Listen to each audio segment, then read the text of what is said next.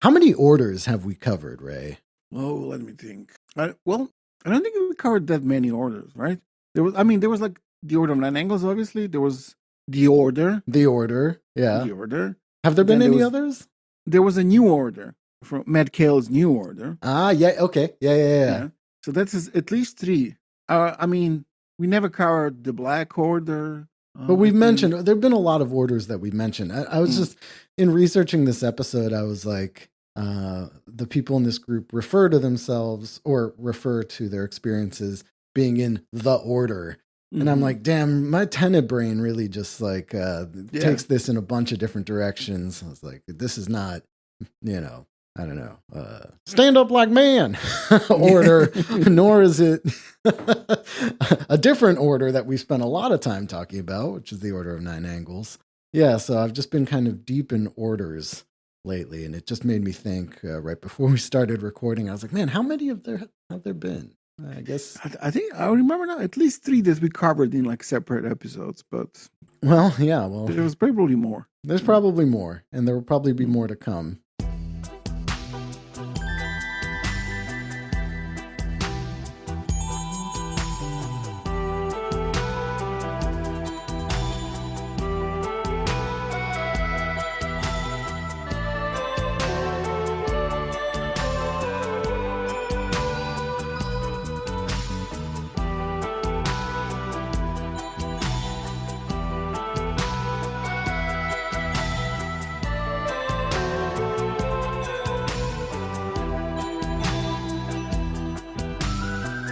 Welcome back to The Empire Never Ended. It's me, Boris, and I'm chilling here with Ray. You okay, Ray? How you doing? I'm okay. Not bad at all. I'm recording in a room that I wasn't recording in for a while, so I'm worried a bit how the sound is and everything. Hopefully it's okay. Yeah, you sound pretty good to me. Yeah. Well, we're going back to a different order today. When doing The Empire Never Ended, it often means that we go down some weird rabbit holes, right? Indeed. And sometimes we stumble upon things in our research that send us on an obsessive journey of inquiry. Mm-hmm. This is a pattern that's been established. And for the last 6 months, since we did episode 333, which I also realized it's kind of funny that that's 333 on Death to the World, because that's a big thing for our Nazi Satanists, right? Yeah. I've been really fascinated by the story of the Holy Order of MANS, right? And I've brought this up a few times now since then, but I've been very obsessed with it for the last 6 months. So that's I think you should just remind everyone about Death to the World and the whole context of what it is. And Right. Yeah, well, if you haven't listened to that episode, that's 333, and we did, I guess 334 is the second one, and we did one way like 2-3 years ago, maybe, originally on it. But yeah, that's the Orthodox punk zine, from, former member of the band Sleep, who became an Orthodox monk, and tried to convince everybody that punk is orthodoxy is punk. And then we discovered this happened in the U.S. in the early 90s. Yeah, it was an attempt to kind of create like an Orthodox punk subculture that really never took off. It was always kind of more a simulation than a real thing, right? Yeah. And then in the course of doing that episode, I discovered their connection to the Holy Order of MANS, which is this kind of quintessential New Age cult of the 1960s and 70s, and how it transformed from like this, hippie New Age cult into like an apocalyptic subcult of orthodoxy, of Orthodox Christianity. But what is the name of the monastery where Death to the World was kind of based out of? St. Herman's of Alaska. In California. That's the monastery that was founded by Seraphim Rose. Right. And yeah, so I'm actually going to get to that here in a second. I just wanted to explain a little bit more as to what my mind state is now in covering this. I mean, that's also kind of interesting because when we talked about Seraphim Rose, and the whole kind of we often refer to as the cult of Seraphim Rose. Yes. Like and it is considered even by some Orthodox people that there's something wrong with the whole cult of Seraphim Rose. Yeah. And it turns out there is an actual cult. Yes, kind of absolutely. To it. Yeah. No, totally. No, I mean, this has been one of those occasions with like my obsession with this that actually a lot of other stuff that we've been covering has helped me kind of put perspective on it. And especially your Genan and traditionalism series, because Genan and Fritjof Schuon actually factor pretty significantly into the later part of this story, more so than I actually initially thought, because we talked about in 333 that, Seraphim Rose himself was a big fan of Genan before he converted to Orthodoxy and the like. But this actually, it really factors into their whole decision to convert to Orthodoxy. And we'll talk about that in I guess, the next episode. But Seraphim Rose, before he became an Orthodox Christian, was a kind of a beatnik. Yeah. Openly gay openly gay, friends with Alan Watts, studied Eastern religions. Interested in Buddhism. Yeah. And again, that actually ties in a lot with the Holy Order of MANS. Again, more than I initially knew the first time we did the episode several years ago, and then even more so after we did the second one. But it's also kind of important to say that the Seraphim Rose whole kind of milieu and Death to the World, even though they might sound relatively, quote unquote, cool, actually have this kind of more kind of a fundamentalist approach to absolutely. Christianity. They're not like open people. They're like people into like Russian monarchism and things like that. They're not. You're taking the words out of my mouth, Ray. Good job. Yeah, no, I mean, this is like a kind of like Orthodox ISIS, really, like a kind of very fundamentalist, very hardcore, not necessarily mainstream by any means, right? And that's part of what's kind of so fascinating about this to me, is that this subject matter hasn't really particularly been explored as much as I would expect, right? Aside from some corners of the internet, there's been only one like in-depth study of the conversion of the Holy Order of MANS to Orthodoxy, which was written by a professor, religious studies, I can't remember the university, Philip Charles Lucas in the early 90s. That's called The Odyssey of a New Religion, Holy Order of MANS from New Age to Orthodoxy. And that book is like a really excellent resource on the subject, but, it was published in the early 90s. So it's actually kind of a bit dated now. And a lot of stuff has happened with Whom's and its successor organization, Christ the Savior Brotherhood, since then. So actually, like, even though this has been provided a really good basis, I've had to do like a lot of other kind of digging around to get more information on this. Because I think they actually seem to keep a pretty tight ship on this information. And so I found some other scholarly materials that are kind of written about, these two organizations or one organization, whatever it is. And I've, of course, gone completely insane and read and listened to original material published by the cult over the years, which has been kind of fun and led me into some very interesting corners. But, as you were saying, Ray, like, the question that one might ask is why we should care. And I always say this whenever I bring up something that seems relatively obscure, like this relatively obscure cult that came out of, the hippie spiritual movement of the 1960s. And it's primarily because, there's a lot of attention now, and I've said this before on the other episodes that we've done about this, about the phenomenon of like online orthobros, the recent attraction of right-wing American converts to Orthodox Christianity. We've discussed this a bunch of times on the show. But the argument that I'm making, and that I'm not really seeing that many people make, is how much of this phenomenon can be traced back to this mass conversion of this cult in the 1980s and their promotion of that very particular kind of super reactionary, conservative, anti-modernist, school of orthodoxy that's like a subsection of the Russian Orthodox Church outside of Russia, which is already super right-wing and crazy. Exactly. This is like one of the most extreme versions of that. I mean, yeah, exactly as you said, like the people from this cult some of them were also members of the Russian Orthodox Church outside of Russia, or ROKOR, which is one of the most kind of fascist Orthodox churches that existed. They are when the Ustashs established the Croatian Orthodox Church during the Second World War, the guy who was the head of that church was a bishop of ROKOR. Yeah. And there was like a lot of other like high members of that church who were like very openly fascist.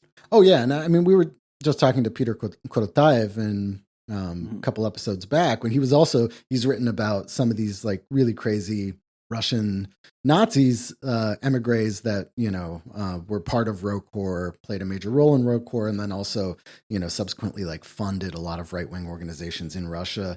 I mean, their theology is pretty crazy. We'll get into that, I think, a little bit more in the next episode.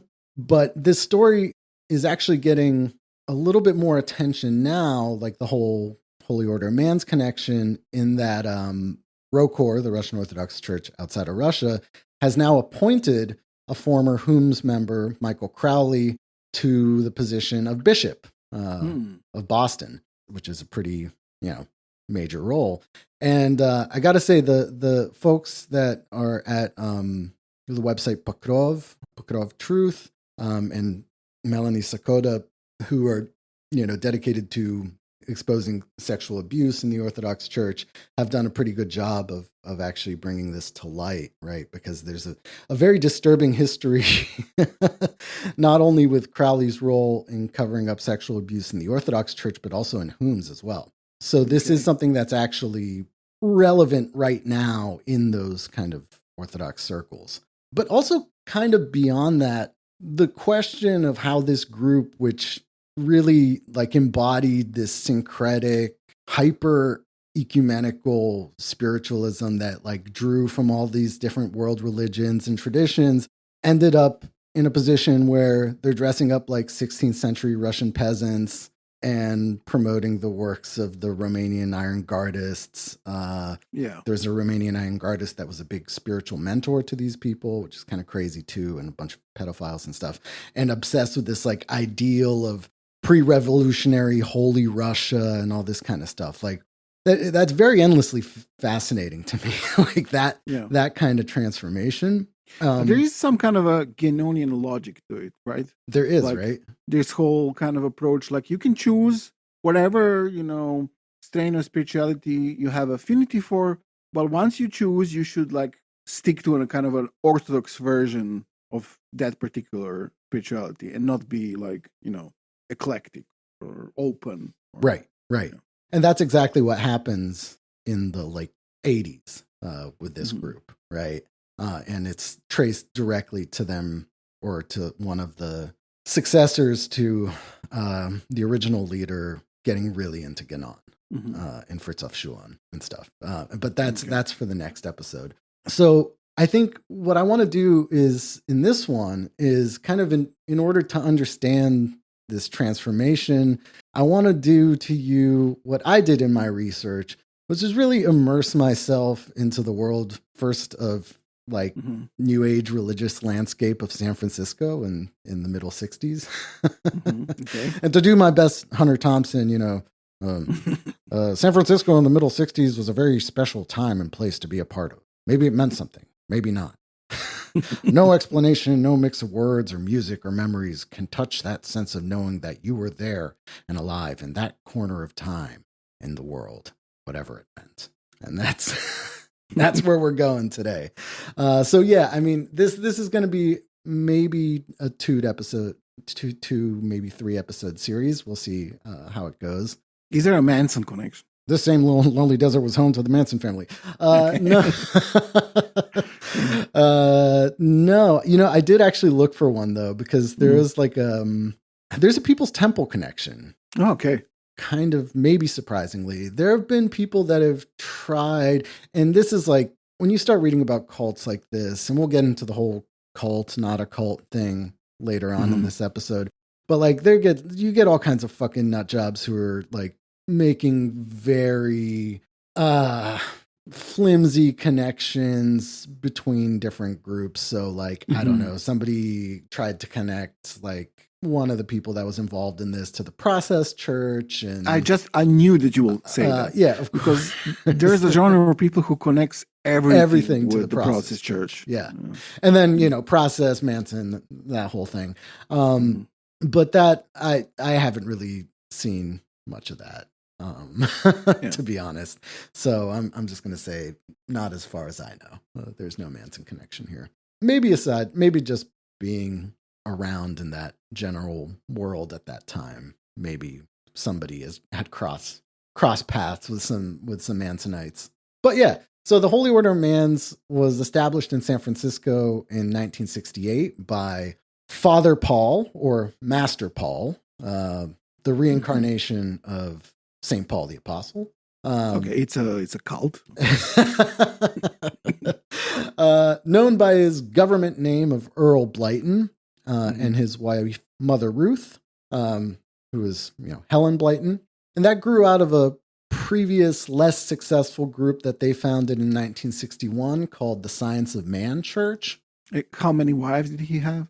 2. He is not.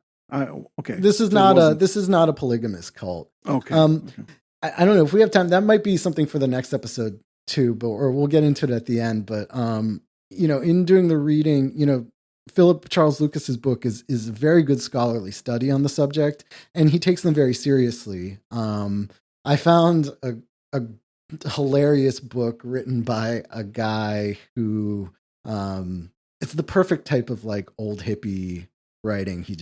It's like stream of consciousness, like memoir of his life, and he spent like almost 10 years in the Holy Order of MANS and has very different memories of it than, I guess, the kind of official doctrine. But we'll talk more about that later. So, the Holy Order of MANS and like many of these similar new religious groups that are associated mostly with like hippies and the counterculture of the 60s. The foundation of these spiritual movements definitely goes further back. So Blyton, like some of the other figures that we'll discuss that were part of this scene, were actually much older than most of his followers, right? And he draws on kind of some of these older traditions as well. So Earl Blyton was born in 1904 in upstate New York. And he was, I guess, too young to really experience the heyday of like, things like theosophy, right?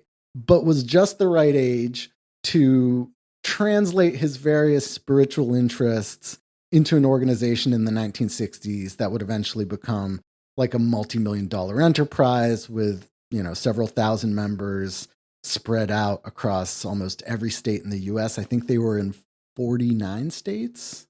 Okay. I'm not sure which one's missing, maybe like Nebraska or something, because I'm pretty sure they were both in Alaska and definitely in Hawaii.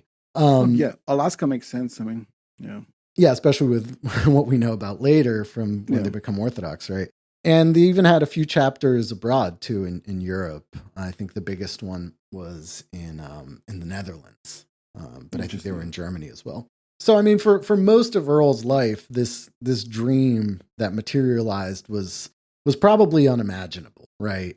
So despite later embellished biographies that he would give his followers, like being the reincarnation of St. Paul the Apostle, or for example, having been a secret agent for the Navy operating in Central America to rescue some important person, or, for example, being tasked by a secret Rosicrucian order to save Masonic and Rosicrucian holy texts from Nazi persecution.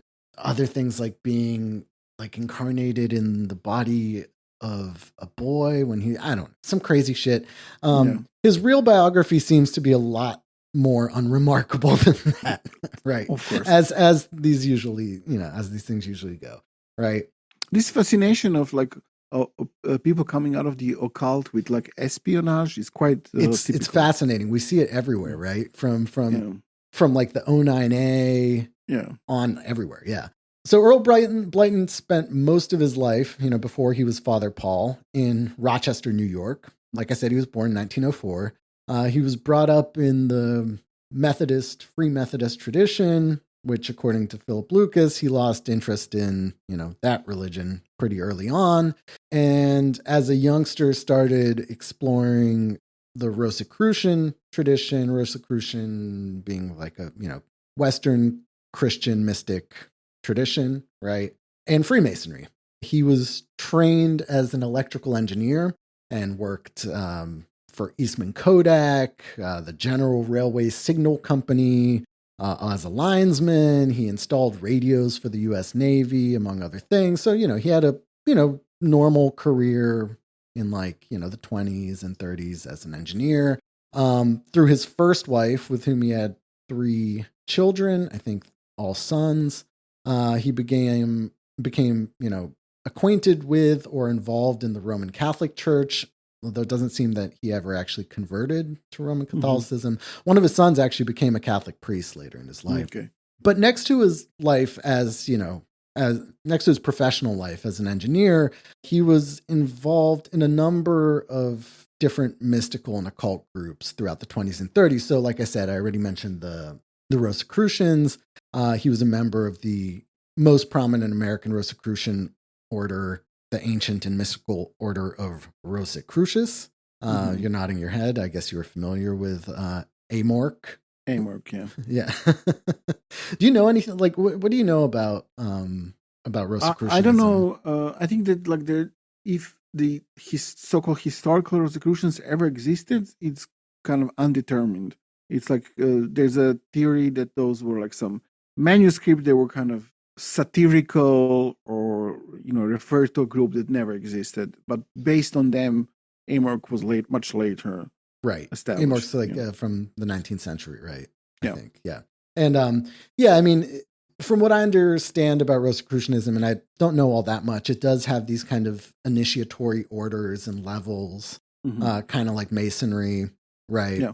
And he draws a lot from that in his later group, Science of Man and Holy Order of MANS, both like kind of in structure and then in like a lot of fundamental teachings, like this concept of the Great White Brotherhood, a lot of things related to like illumination and light, which is why the Holy Order of MANS is often described as like a kind of quasi Rosicrucian group, or in like agnostic group and the like.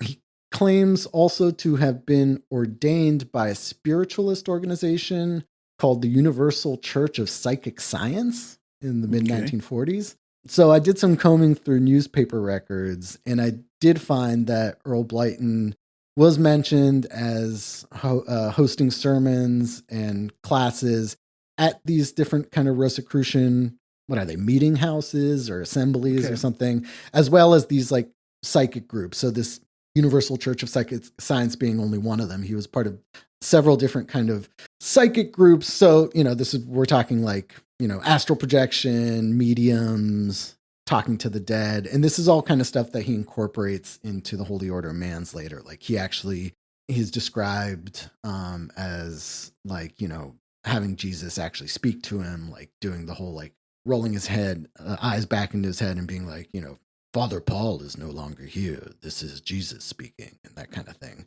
That's interesting because, before when we on this podcast mention any kind of connection between the people who talk with, the spirits of the dead and orthodoxy, it was when we talked about Bishop Nikolai Velimirovich, who in the like 20s and 30s became the head of this, initially grassroots movement in the Kingdom of Yugoslavia of like poor rural people, or not necessarily rural, but poor people who were kind of spiritually oriented and so on. But they had a lot of these tendencies while they were not controlled by the church that were exactly like this. They were like, talking to the dead, and they had like unsanctioned, preachers and so on. And then this guy, the Bishop Nikolai Velimirovich, was put in charge of them and made it into a kind of used that movement to create essentially like an more fundamentalist Orthodox Christian movement. Yeah, there's actually a lot of parallels there. No, that's interesting. Yeah. Very interesting. Yeah. Well, I mean, Earl Blyton wouldn't live to see the transformation of his group, obviously. So I think he would have not liked that very much. But yeah, so he was involved in all these kinds of, things that kind of remind me of another character that we've covered, Mahmud Muftic, the Bosnian Muslim esoteric Nazi affiliated with the Muslim Brotherhood.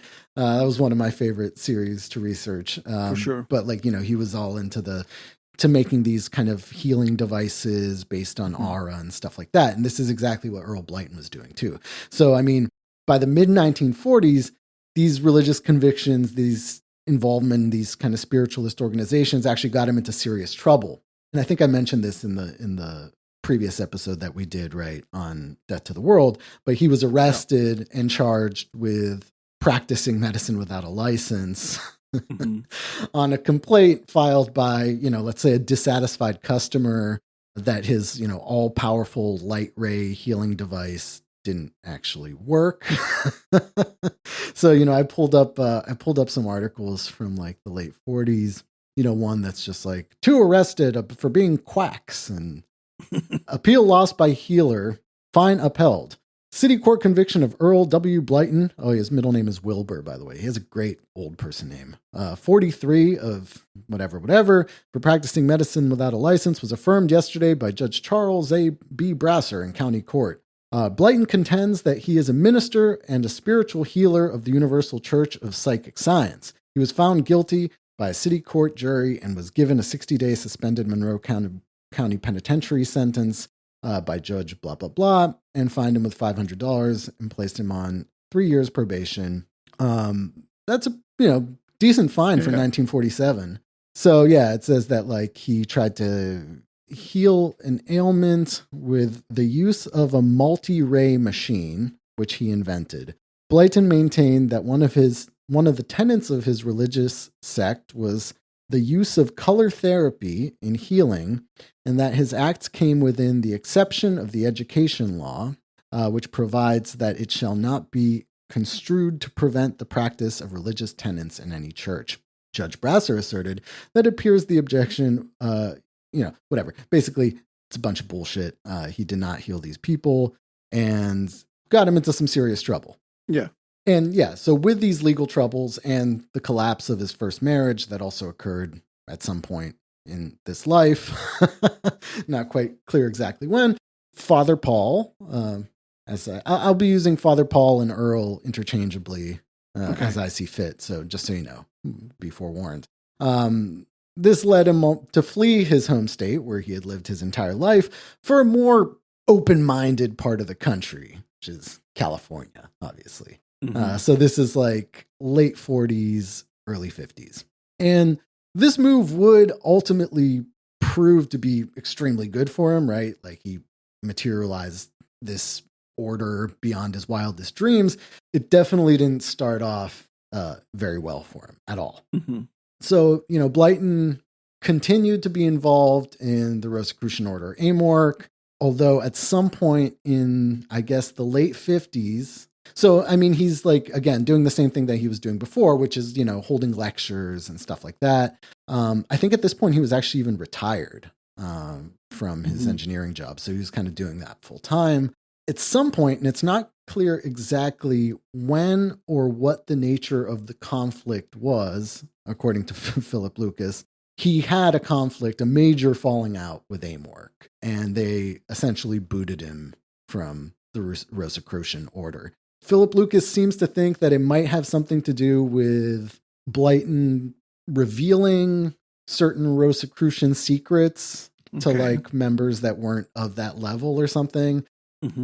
That's not exactly clear, but he definitely got booted out and, ended his relationship with the official Rosicrucians, right? Okay. So in 1961, he officially starts this Science of Man church in San Francisco. What is man like? Is just man, or is it this is actually MAN? So the Holy Order of MANS is an acronym, And it's typically attributed to whatever, like 4 Greek letters, although Philip Charles Lucas says that that was something that they made up for the public later on when people started to think they were weird. But like understanding the true meaning of the acronym MANS comes from, attaining a certain level within the order or whatever. Okay. And that's like when you really understand the true meaning of the acronym. In this case, the science of man, I think, is related to these various different spiritual and occult movements that were big in like the 20s and 30s that, sought to kind of combine occult traditions with science. Right. And this is exactly like where you get his like aura machines and like, healing devices, right? It's this combination of their understanding of science with occultism. And so I think this is actually kind of a more traditional reference to those kinds of, those practices, those groups or whatever. So yeah, it's called the Science of Man Church. And it's established in San Francisco, pretty small following, right? Lucas describes it as kind of mostly middle-aged people, probably people that were already kind of into things like amorc and Gnostic stuff or whatever. Pretty small following. They moved to San Jose in 1963. This is, of course, like before all the kind of hippie spiritualism stuff. How old is he now? So, I don't know, do the math. He was born in 1904. This is 1963. Okay, so he's quite old. Yeah, no, he's quite old. That's what I'm saying. Like, this is the thing. The hippie stuff hadn't like really picked up yet, right? Like, this is still people that are into this kind of shit are, weirdo old guys, right? Like him, right? Yeah. So this is why he has a pretty small following of other old guys, old people, I guess. Right? Ruth is already involved in this. And it's in 63 that this really devastating thing happens to him and his church burns down. Now, in Lucas's book, I'm not sure if he did that on purpose, but right after he mentions the break with Amorc, he's like, and then his church burned down. So I'm not sure if he's trying to infer that one had something to do with the other. But this basically ruined him, right? He lost this church that I guess he basically invested all of his money into, ended up completely financially and psychologically ruined. He had made this move because he had gotten into trouble on the East Coast, right? He was getting fined by the state for practicing medicine without a license, facing, potential jail time, got the hell out, started again in, sunny California, put all of his life into this church and bam, goes up in smoke. He's ruined, right? Yeah. But it is in this low period in his life that he starts to make connections that would help him recover mentally, but would also open him up to this whole different world of like Eastern spirituality, religious traditions of like the Indian subcontinent, and start connecting him to this kind of burgeoning hippie movement in the 1960s. So he was taken in. I'm not sure how this relationship was initially started, whether he found them or they found him or whatever, but Earl Blyton was taken in by a group called the Christian Yoga Church. Okay. Which was headed by a pretty interesting figure. These are all really weird and interesting figures to me, who is, I guess now known to the world as Shivaya Subramania. Subramania Swami was born in the Bay Area as Robert Hansen in Oakland, I think. Also kind of around the same age as Earl Blyton, right? He was a trained ballet dancer who had, been interested in like the kind of musical and dance traditions of India. And in his 20s, I guess, in the 1940s, I guess he's a little bit younger than Blyton, traveled to Sri Lanka and started to study Buddhism and Hinduism. And upon his return to the US, he also spent several years studying various kind of Western occult traditions, such as like Theosophy, for example. And I think also maybe Rosicrucianism. Maybe that's their connection. Before founding one of the first Hindu temples in California, as well as this Christian yoga church. So the Christian Yoga Church is a kind of blend of Christian and Hindu traditions, essentially designed to make his kind of Shaivite Hinduism accessible to people who had been raised in the Christian tradition, right? So Paul Lucas describes the Christian Yoga Church services as like this.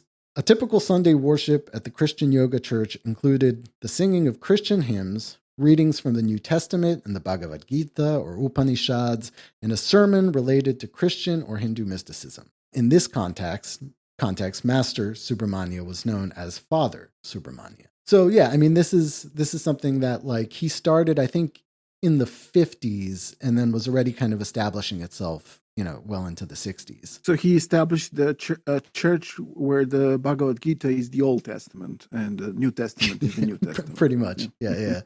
I'd be actually kind of curious to see how those sermons actually looked. I haven't found like too much on it. I mean, he's actually like considered to be a pretty well respected, like in the world of American Hindus or like white converts to Hinduism. So like this, his movement, this Christian Yoga Church was pretty successful at the time. Like, it starts in San Francisco and expands out in this exactly like 1963 to acquire a former brewery in Virginia City, Nevada, to use as a monastery. And it's there that Earl Blyton goes, and he spends several months, maybe even up to like a year, living in the monastery, training and studying yoga, right? Which apparently he was very into, studying, the Bhagavad Gita, the Upanishads, Hinduism in general, was kind of fondly remembered by the other monks there, was very helpful and kind of building the monastery. And this, I guess, rejuvenated him spiritually and kind of opened the doors then from his background in like the Western esoteric traditions that are, the Christian ones like Rosicrucianism, Gnosticism, and all this kind of spiritualist stuff to the traditions of the East that were, growing in popularity, right? And the Christian Yoga Church was definitely super tapped into the counterculture movement. And like you can see that in that its most, I think, lasting legacy. There's not even like, you can read, it's usually a footnote in this guy Subramanya's biography because he went on to found an important Hindu monastery in Hawaii and like, had this big career after that. So like the Christian Yoga Church is kind of a footnote in his, kind of greater biography, except that what they left behind that kind of immortalized them is a 1967 record that they produced that's called Turn On, Music for the Hip at Heart. Complete with like hippie flowers on the record cover, that whole thing. And so I figured, this is like an immersive episode, right? I promised an immersive experience for us. And, it's a Boris episode. So what would it be without music? I haven't done a music episode in a while. So I'm actually we're going to do some music. I'm really trying to get into the vibe here to really kind of tap in, right? Like we're turning on, man. This is music for the hip at heart. So, Sal, let's take a moment to just, sit back. This is like an accompaniment to meditation. So I want you to relax, Ray, and just take it in. Okay.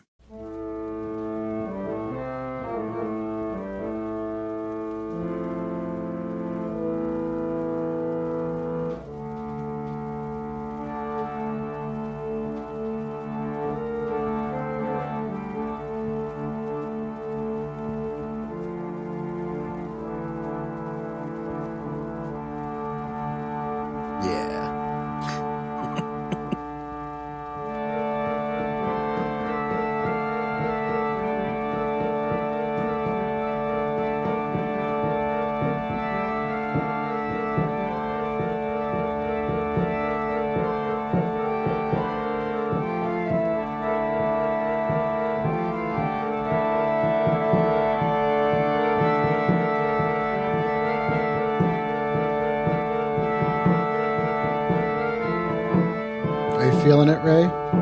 Yeah, I think I'm ready to start this episode. Yeah. Good. third eye is opening. Yeah. Okay, this is like, it's very, I'm feeling the relax.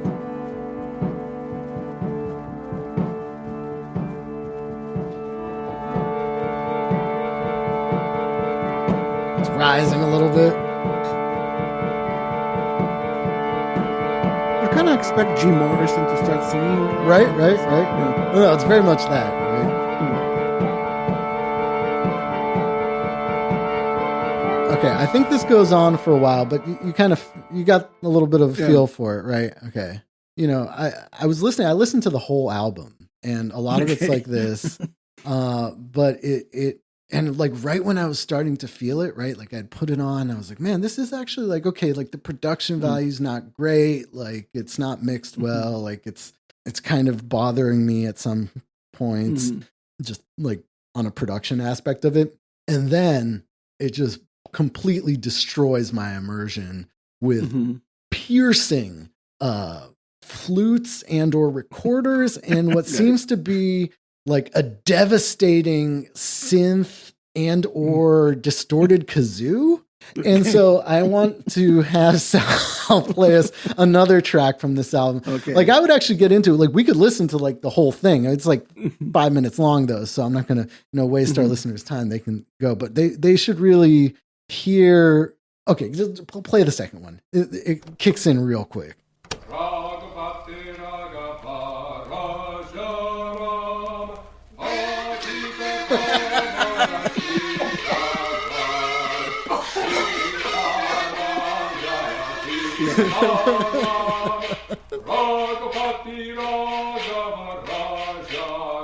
Oh man. There we go.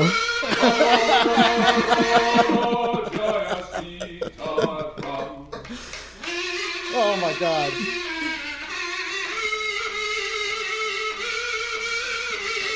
Oh, yeah.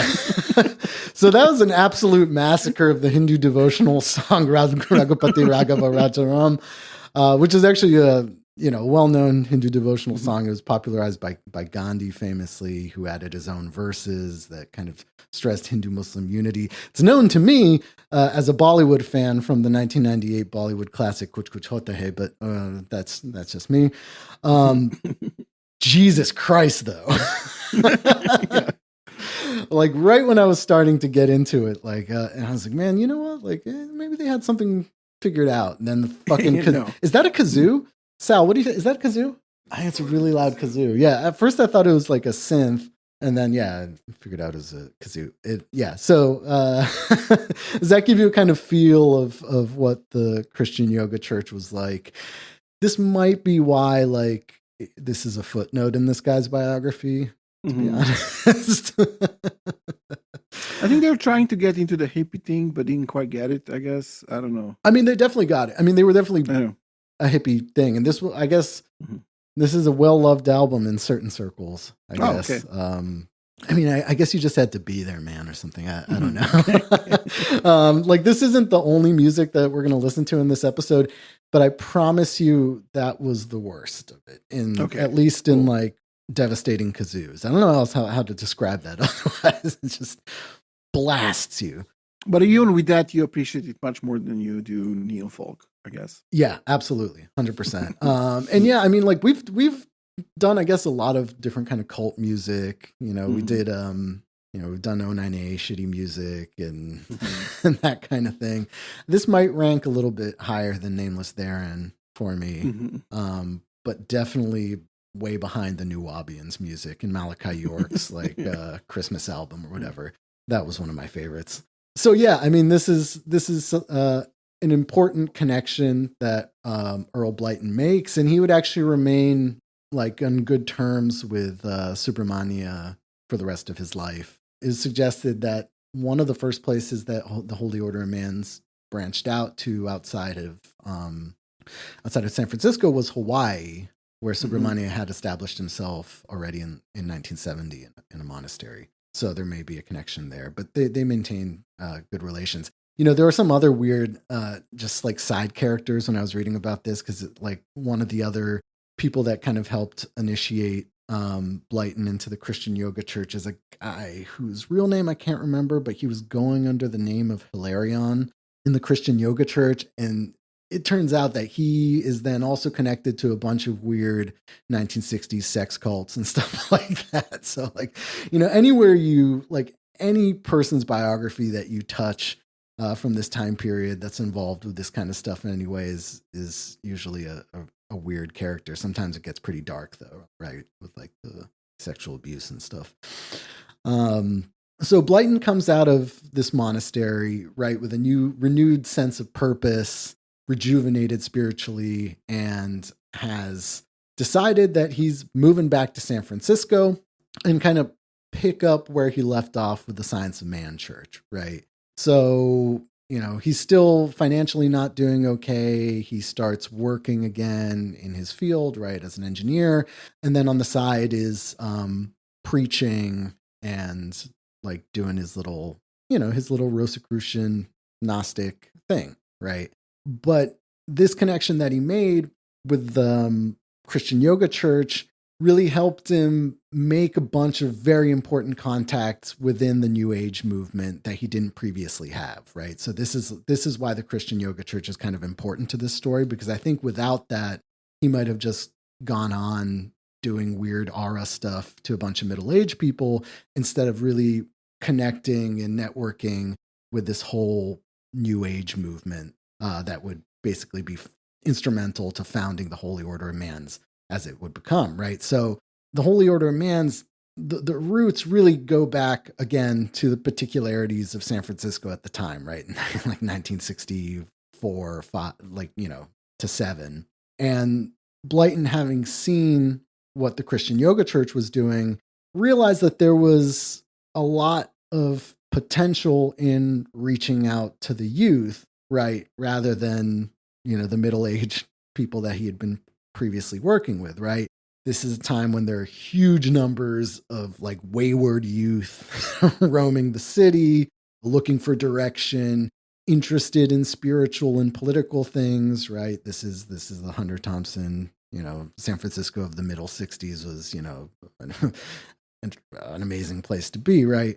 And he decides to start doing an outreach for the youth. And he does this by starting a street chapel in, I think, just like a storefront right around the Tenderloin and Skid Row, it said, that would help kids coming off the street to, get counseling, spiritual counseling, get cleaned up, have a place to stay. Like he would help people find shelter.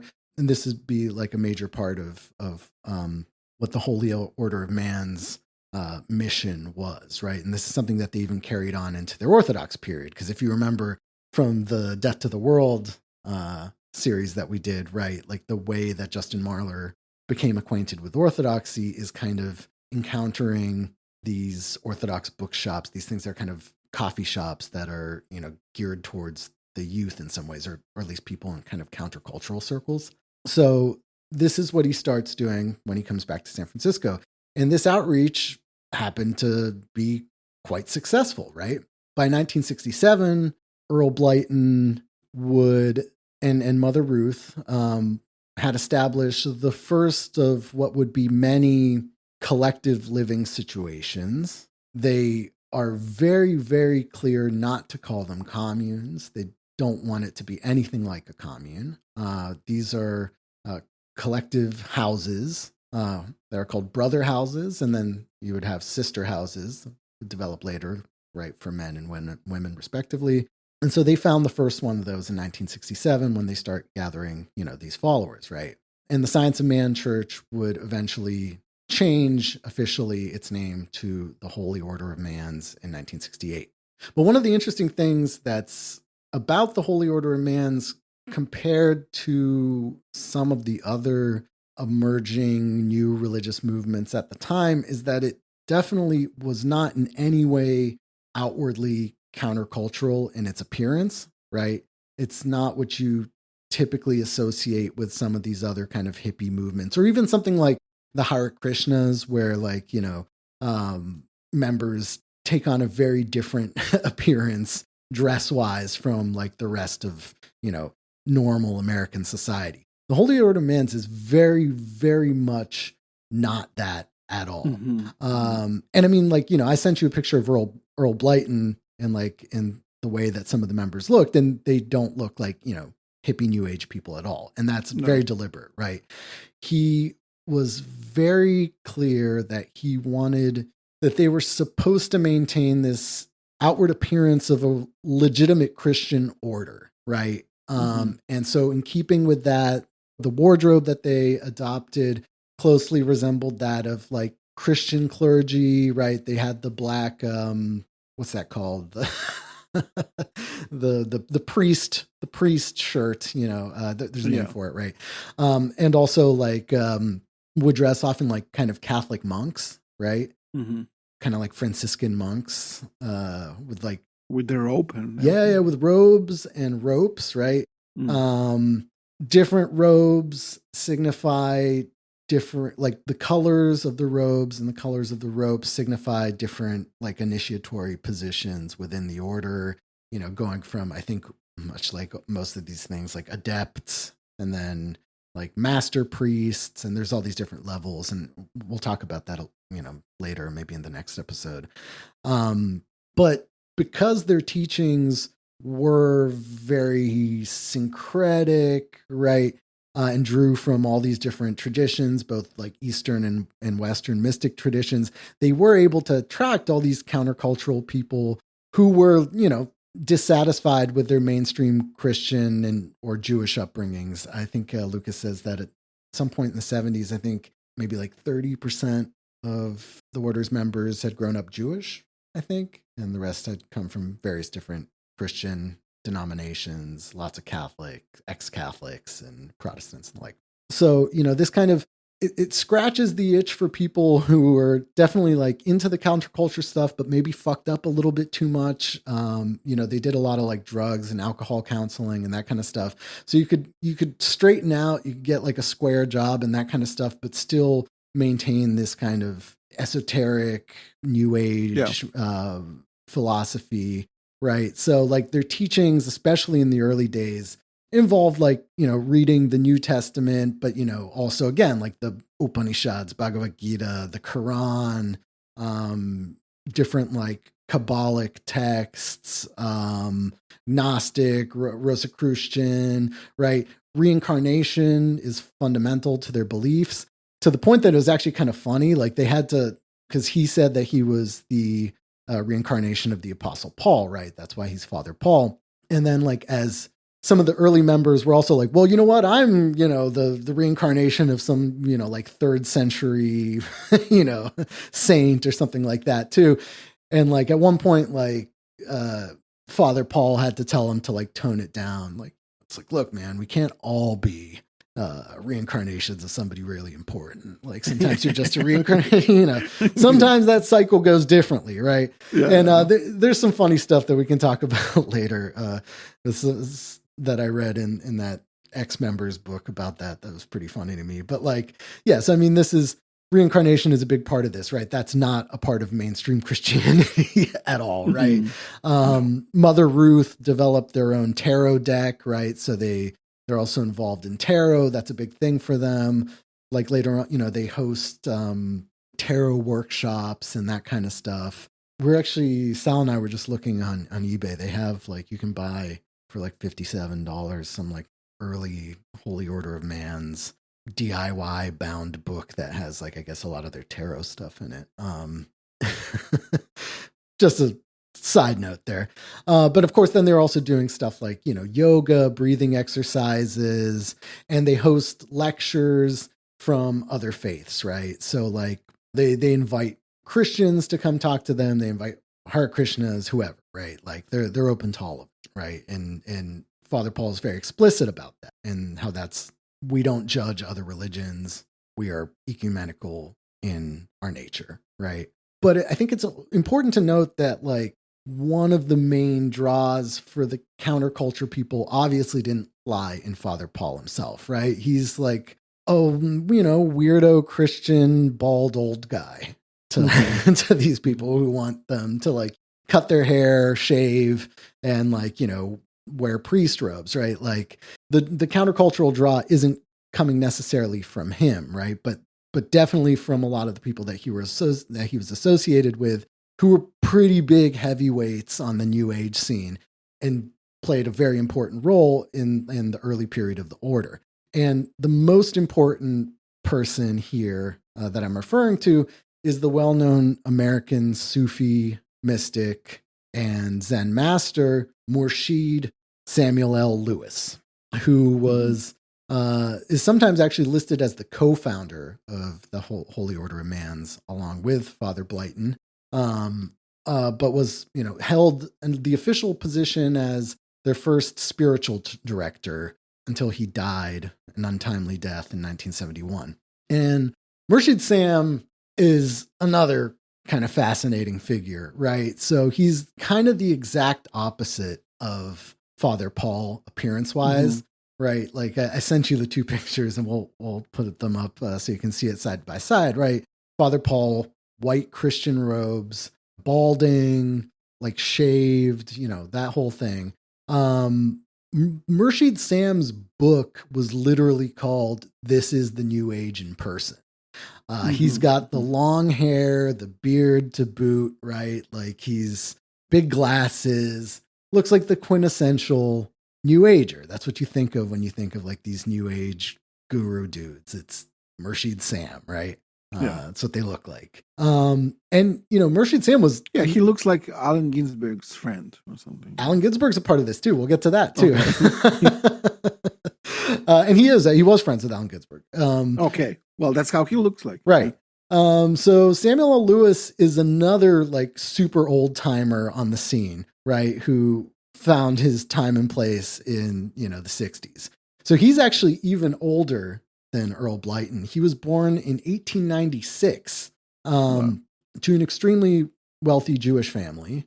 His father was vice president of Levi Strauss Jeans, and his mother was a straight up Rothschild. Okay. His family basically disowned him for his spiritual pursuits and, not being interested in like the material world and being a businessman or whatever. So, he, much like a lot of these other old timers, right, got interested in, mystical traditions relatively early in life. His spiritual pursuits led him to become part of one of the earliest American Sufi orders in, I think in like the early 1920s. He was specifically a member of the Sufi movement of Inayat Khan from India, right? Were they the non-Islamic Sufis? Yeah, exactly. Yeah. It's I guess in short, it's the other side of the Ghanaian Western Sufism, in that it's so open and I guess ecumenical that it basically de-Islamicized in its character, right? So it retained and retains ritual practices associated with Sufism, right? But combined with philosophies and practices from other religions as well. They kind of made Sufism in its own thing, detached from Islam, which is kind of weirdly what Schuon wanted in some way at the end there. Yeah. Although, Schuon and Murshid Sam have a kind of contentious relationship. But actually, for more information on this specific like Western Sufi tradition on Inayat Khan, I can recommend Mark Sedgwick's book, Western Sufism from the Abbasids to the New Age.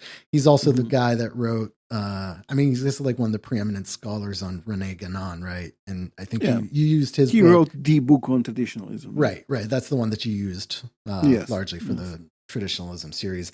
Also, there's the YouTuber Let's Talk Religion, who has a pretty good series, a pretty good episode on Inayat Khan too, and Western Sufism. So if anybody's interested in more detail on that, that's where you should go, I think. So he was initiated into Inayat Khan's order, tariqa or whatever, as Sufi Ahmed Murad, which, initials Sam, Mm-hmm. kind of conveniently.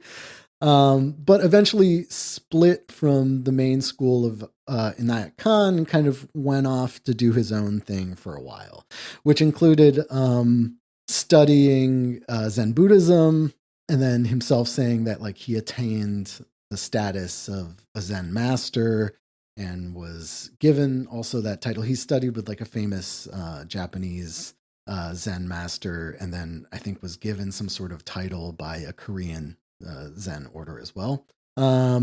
So, he spent a good part of like the 1950s and early 1960s traveling around like the Muslim world, which I got to say, Sedgwick, I think, does not really hold a high opinion of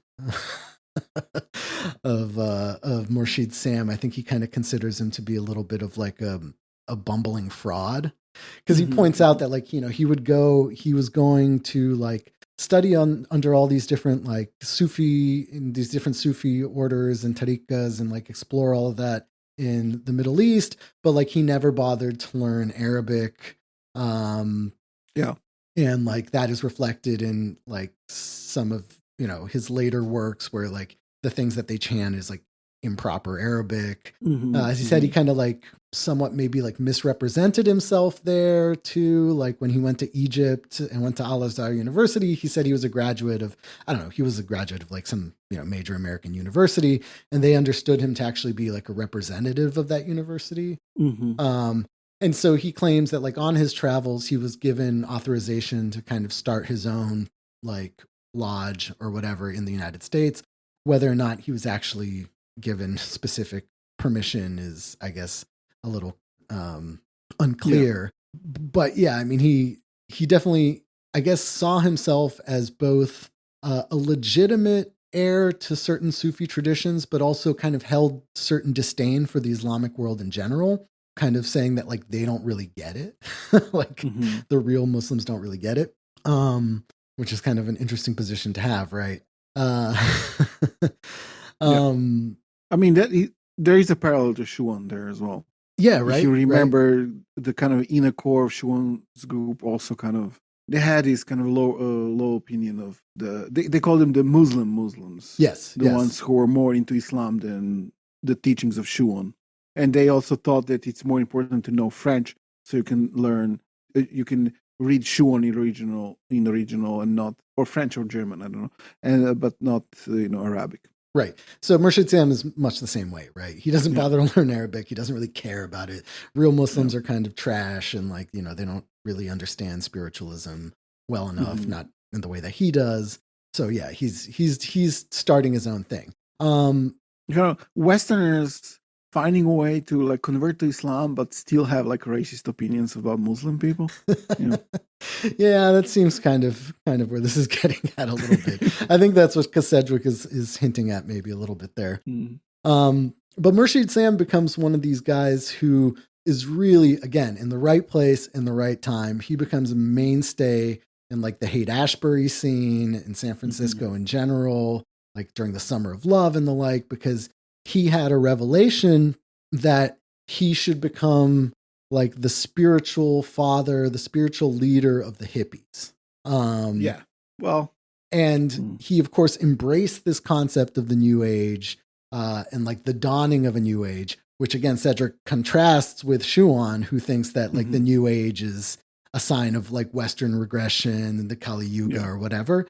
Murshid Sam's the exact opposite, right? He says there's a New Age dawning. I'm kind of like uniquely ordained by my like deep understanding of like mystic traditions to lead all of these hippies into like a kind of enlightened state and spread universal peace, because what his best known contribution is to Western Sufism in general, and kind of his like legacy to this day, is this. I wonder how many people in San Francisco had that same idea in the same time. Like someone should write a book like called like 100 Mansons or something. 100 Mansons.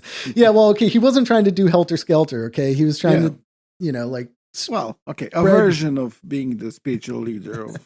Yeah, no, I mean, Earl Blyton, they all did it. They were all like, holy shit, there's a lot of people here, like runaways, like who have absolutely no direction. They're all eating acid and like they need a leader.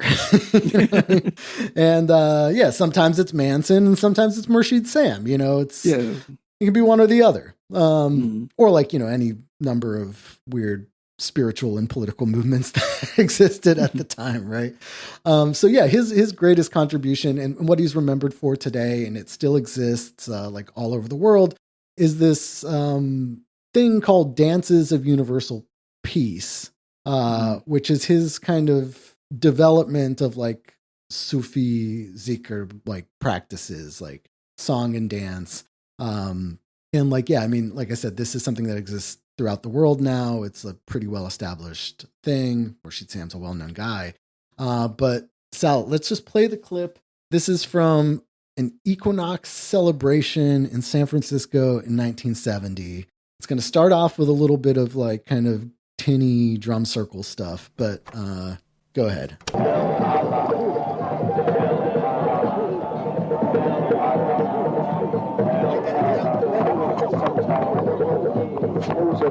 Pardon? I got to get out in the middle. Well, next call, next dance. What is it? What are they chanting? What does it mean? Allah, God. Okay. Everything they do, they chant God. Sometimes in Arabic, sometimes in Sanskrit. Everything is in the name of God. And the idea is the more you do that, the more joy you'll have, real joy that you can keep.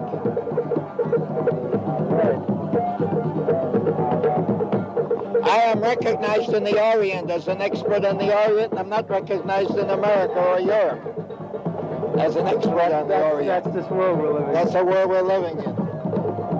An expert in the Orient. Yeah.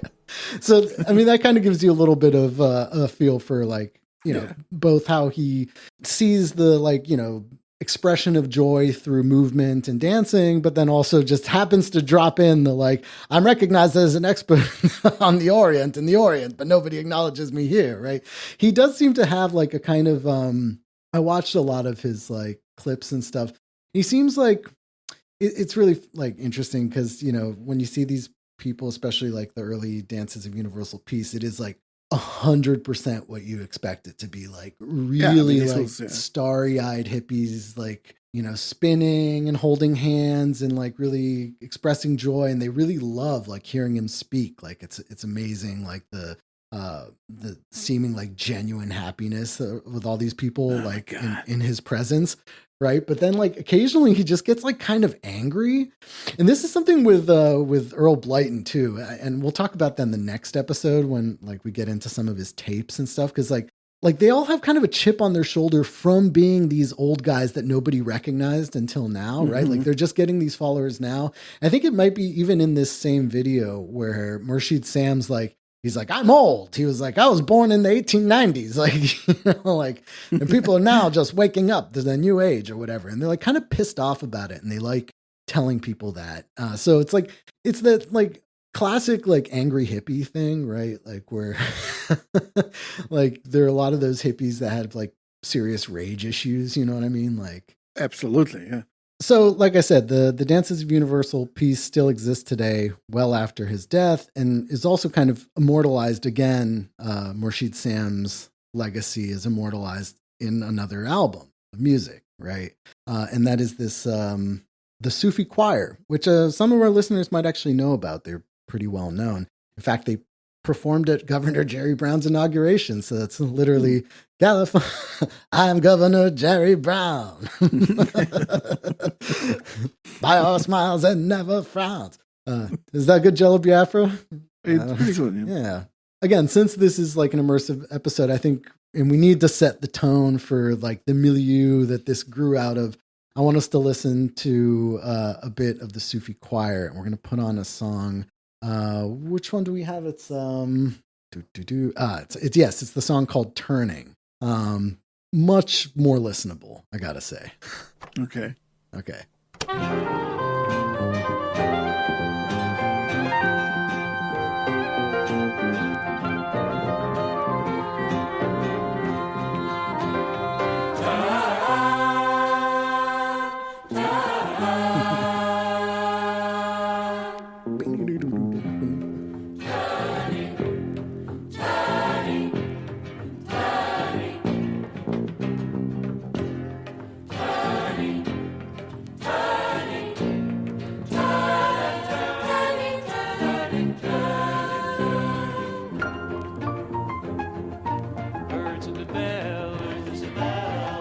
the oceans, oceans in the Venus, Venus in the flutes, flutes in the trumpets, trumpets in the thunder, Trumpets in the thunder. thunder in the ether, ether in the turning, Turning.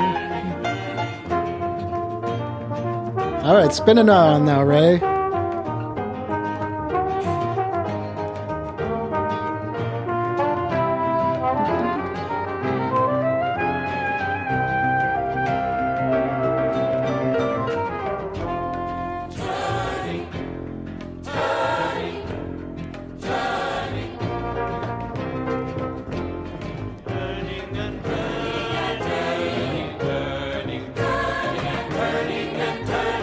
Are you turning, Ray? I guess I am. I don't see you spinning. Come on.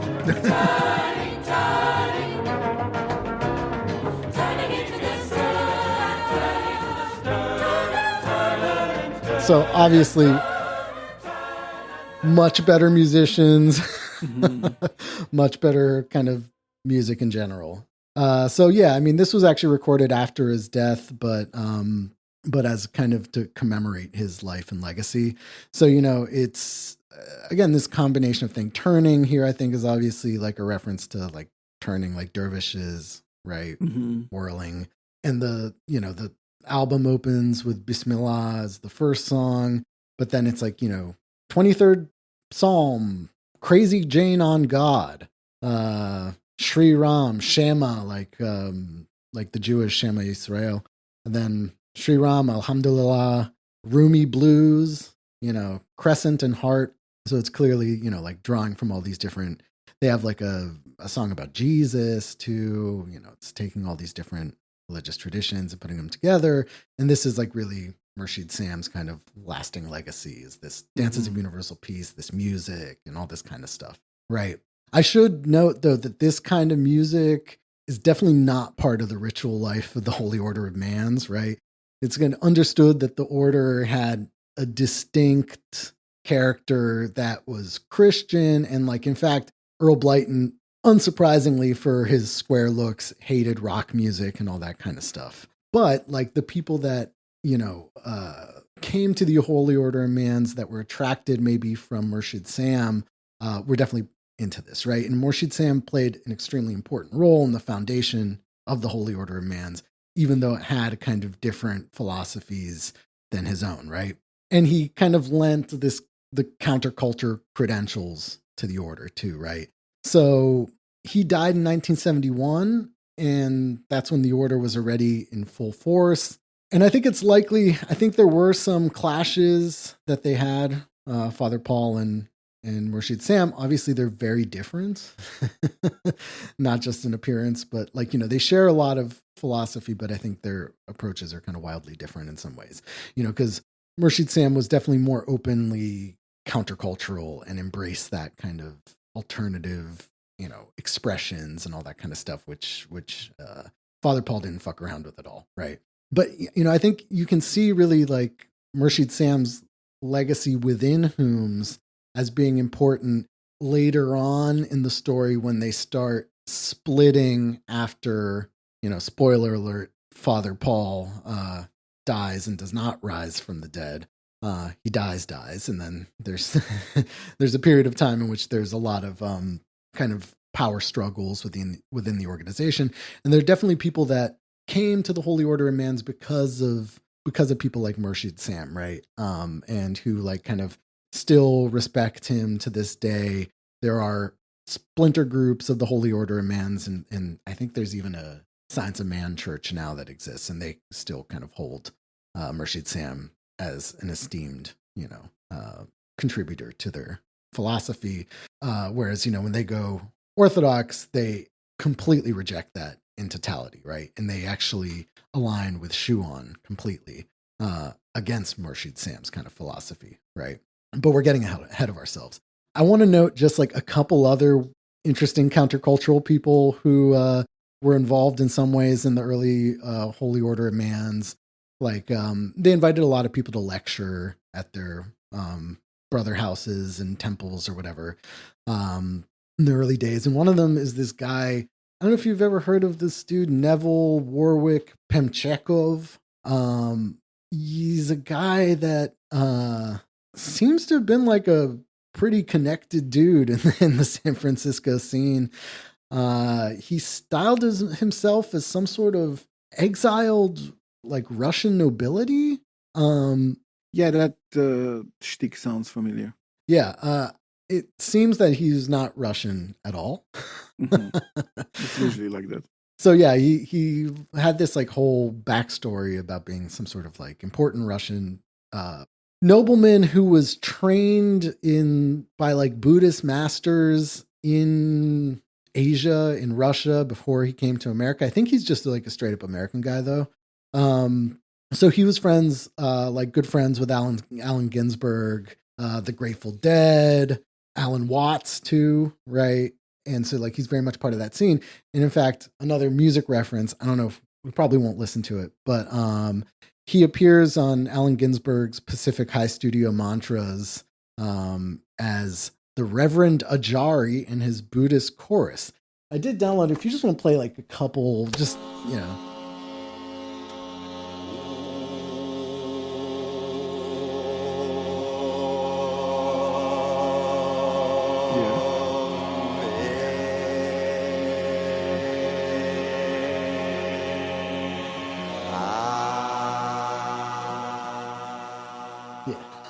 So that's a Pemchekov / Reverend Adjari. You know, all these people have like a million different names. It's a big part of like being in these occult circles and weird cults and stuff. That's why it's also actually kind of hard to trace some of the Holy Order of Man stuff sometimes because of course they have like every cult. I mean, not every cult, but every cult that I guess we research or the order. Everyone has like 30 different names. Yeah, totally. And there are like disputes who is who and so. Right. Yeah, so the only reason I brought him up there is just to see like this is another person that was involved in some way in the early days who's like a big part of the countercultural scene, right? So like this meeting of like this old American esoteric old guard, again, combined with a city teeming with youth, led to the Holy Order of MANS, right?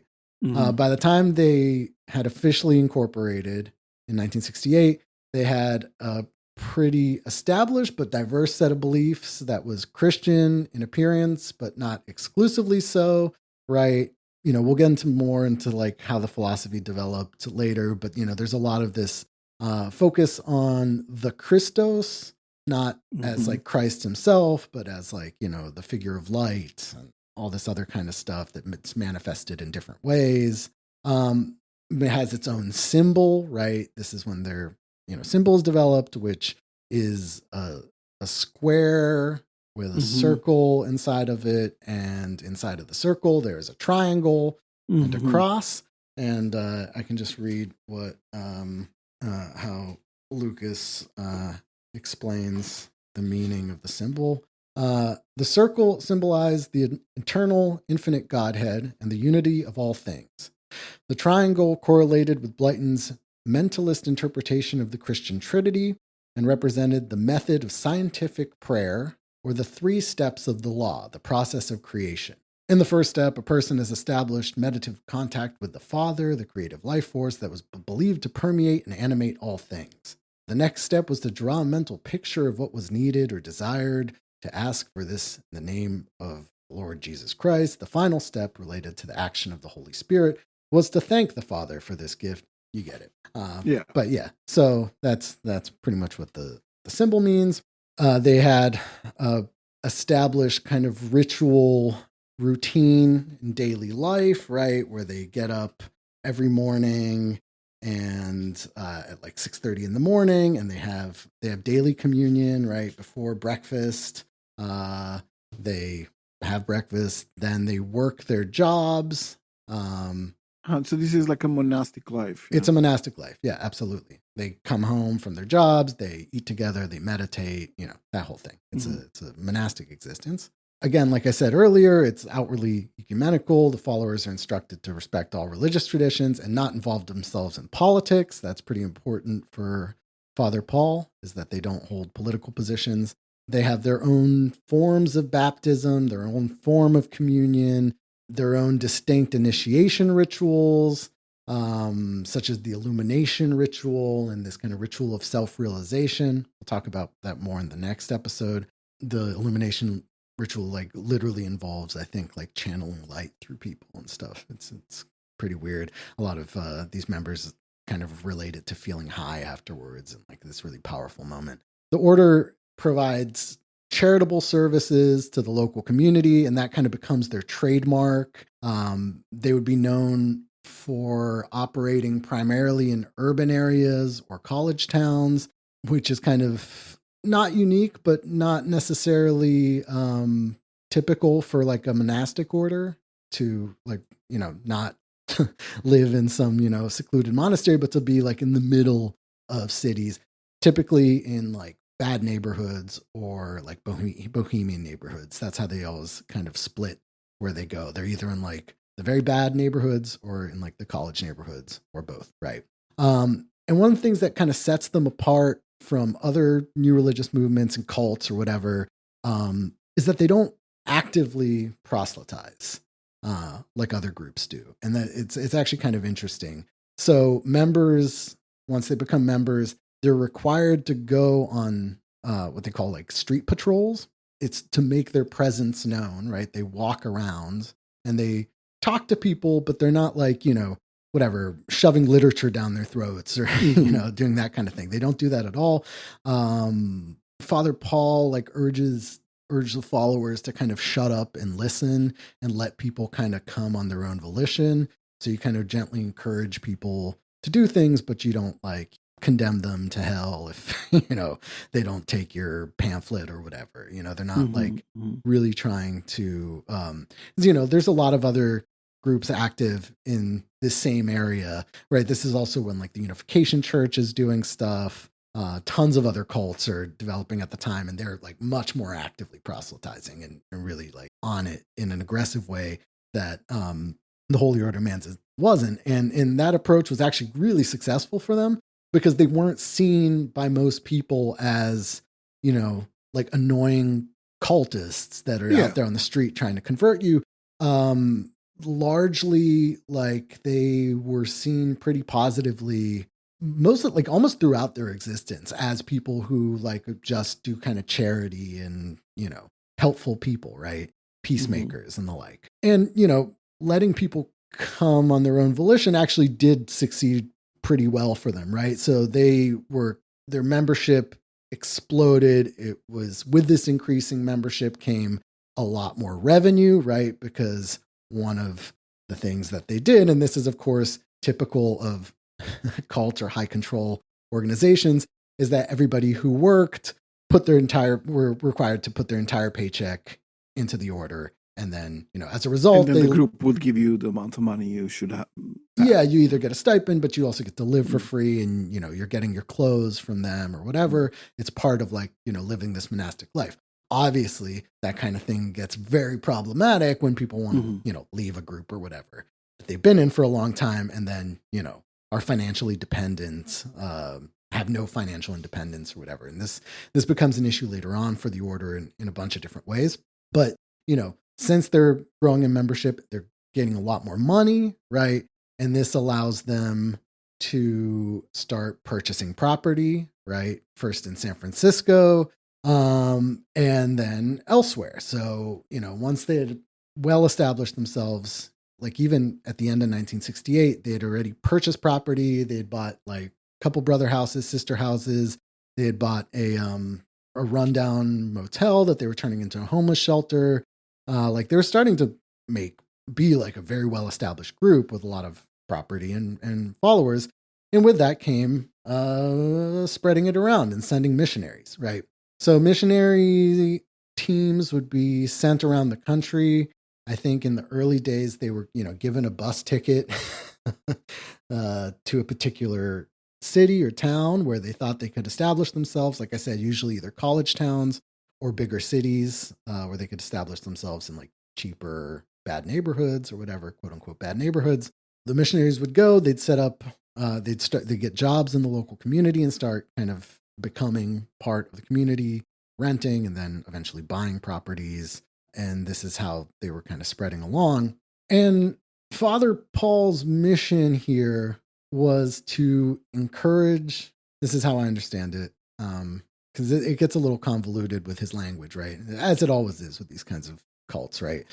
Was to encourage the dawning of a new age by sending out spiritually elevated people to create what he called a planetary girdle of light that would ring the world, shining light into the darkness, right? And this is kind of tied into how they saw themselves as a group, or how Father Paul meant for the group to be, as not like a separate religion, right? Mm-hmm. But as like an initiatory order for Mm-hmm. enlightenment by which members could eventually, if they wanted to, join other religious traditions or go into like, their churches of origin or whatever they chose, but maintaining this this philosophy that was developed within the order. And this is why it starts getting a little bit crazy when they start going Orthodox, right? Because a lot of people become suspicious of them, because it is kind of it's meant to be like a kind of secret society that can Are they exist infiltrating Orthodoxy? yeah, that could be infiltrating any religion, right? And did they ever try to infiltrate or whatever, join other religions? I don't really think so. I think it did just become kind of a religion of its own, a cult of its own. And then, yeah, I mean, there are accusations of that when they become Orthodox, and people still think that to this day. And they might be right about that. And we'll talk about that in the next episode, because it does seem like they, even when they became mainstream Orthodox, a lot of them retained their connections to one another, which is interesting. Even though they officially kind of renounced some of the heretical beliefs that they have, reincarnation, whatever, all that kind of stuff.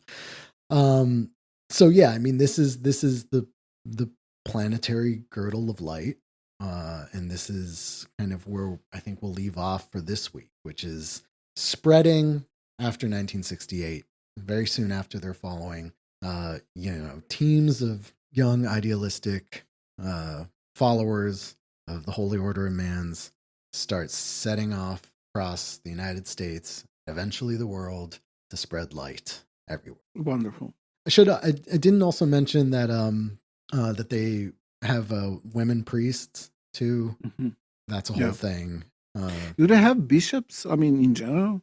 So, yeah. So not bishops per se, but one of the things that, Earl Blyton, Father Paul, Master Paul had to do after, this actually started picking up and he had more than like a handful of members, is that he started to kind of organize a very clear hierarchy within the order.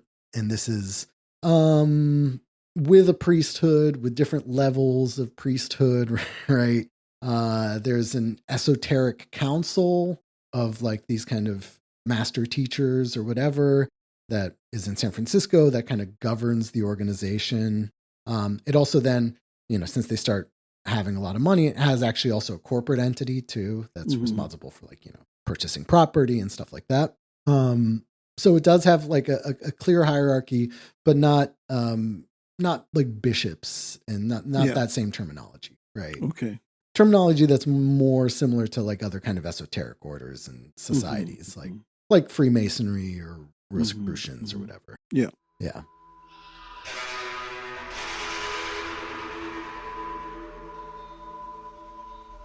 So yeah, okay. I think we have a pretty good basis now and where this came from. And next time we're going to see where it goes. And unfortunately, it does get kind of dark. Of course. As these things do on our show. And did you ever establish, like, did Seraphim Rose have any contact with them? Maybe. Okay. I don't necessarily think so. I don't think not with Earl Blyton, that's for sure. I think he did have direct contact with his successor. And I think that maybe some of the connections that they had to one another go back to maybe even Seraphim Rose's background in the kind of beat scene. They had mutual friends with like all these different people that we that we mentioned, right? Like Alan Watts or whatever. Alan Watts, he was a student of Alan Watts. You get these guys like Pemchekov and all this stuff. They did also like seem to have contacts with Orthodox people while they were in their kind of exploratory phase of having different religions come to them. Mm-hmm.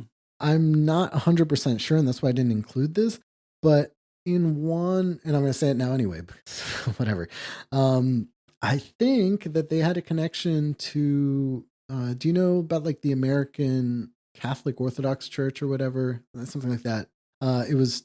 But there was a bunch of groups called. This was like similar to- the kind of early attempt to do like just an American Orthodox church. It was led by this Syrian priest who was trained in Russia, but like it's kind of considered heretical because like he had some very strong anti-celibacy for bishops stances, and he was married and all this other kind of stuff. Is this okay? So, But I think like so. What I was going to say is that I think he died in 66, but I think they might have had some connection to him because in one like lecture series that I saw that they have published somewhere, it has that guy's last name, and he's talking about Christianity and something like the nature of the Jews or something, which is interesting. I think that Earl Blyton may be slightly anti-Semitic, even though there were Jews in his organization. But he like always says that Murshid Sam was born a Hebrew, and I mean a Hebrew, not a Jew. And he seems to kind of have some weird things about Jews, but I'll leave that for next time. Trying to look at the because you mentioned a group like the one that you just mentioned, Mm-hmm. the Orthodox Catholic Church. What did you call it? Yeah, something like that. No, I was looking at because groups like that are also part of various conspiracy theories, Mm-hmm. including the JFK case. Oh, right, Because right. David Ferry was a bishop in one of those churches, but it seems that he was a bishop in the Orthodox Old Catholic Church of North America. Okay. So I guess that's a different group. Yeah. But there was a bunch of them, and some of them are rumored to have been like CIA fronts. Yeah. Interesting. Yeah. Well, okay. I think this was definitely a different group. Yeah. I think this was the one that was under Ofiesh or something. I Ofiesh? guess. Yeah. There's many of them. Yeah. Who knows? Yeah. Yeah. All right. Cool. Well, I guess I'll close this out with I don't know. Let's listen to some California Über Alice. Okay. Yeah, this is excellent. Jello Biafra was right. I can't wait to hear how all of this led to Orthodox punks preaching Russian monarchism to the kids. Or like any of these like crazy orthobros that are on the internet that are like, everything is heretical and whatever. Yeah. It's a very fascinating transformation. And I'm glad that y'all are going down this rabbit hole with me. Yeah. All right. See you next week. See you. Bye. Bye.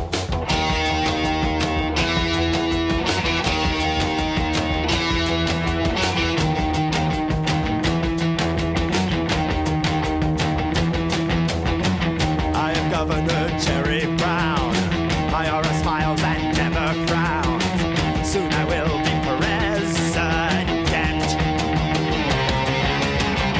Out of power will soon go away. I will be Führer one day. I will command all of you. The kids will meditate. The kids will meditate too. California, over Alice. California, over Alice. California, over Alice.